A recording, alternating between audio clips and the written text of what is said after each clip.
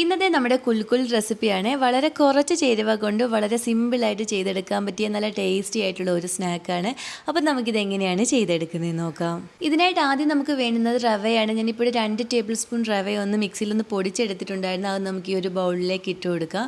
ഇനി നമുക്കിതിലേക്ക് ഒരു 3 ടേബിൾ സ്പൂൺ പാലും കൂടി ഒഴിച്ചു കൊടുത്ത് നല്ലപോലെ ഒന്ന് മിക്സ് ചെയ്ത് ഒരു 15 മിനിറ്റ് നമുക്കിതൊന്ന് റെസ്റ്റ് ചെയ്യാൻ വേണ്ടി മാറ്റി വയ്ക്കാം.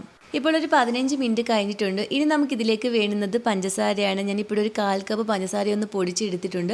അത് നമുക്കിതിലേക്ക് ചേർത്ത് കൊടുക്കാം. ഇതിൻ്റെ കൂടെ ഒരു 2 ടേബിൾ സ്പൂൺ നെയ്യ് കൂടി ചേർത്ത് കൊടുക്കണം.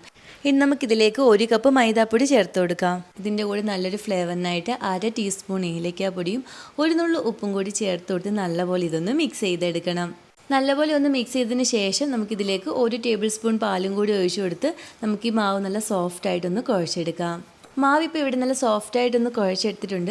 ഇനി നമുക്കിതിൽ നിന്നും കുഞ്ഞു കുഞ്ഞു ബോൾസാക്കി ഇതുപോലെ ഒന്ന് എടുത്ത ശേഷം നമുക്ക് ഇതുപോലെ ഫോർക്കിൽ വെച്ചൊന്ന് പ്രസ് ചെയ്ത് കൊടുത്ത് ഇതുപോലെ നമുക്കൊന്ന് ചെയ്തെടുക്കാം.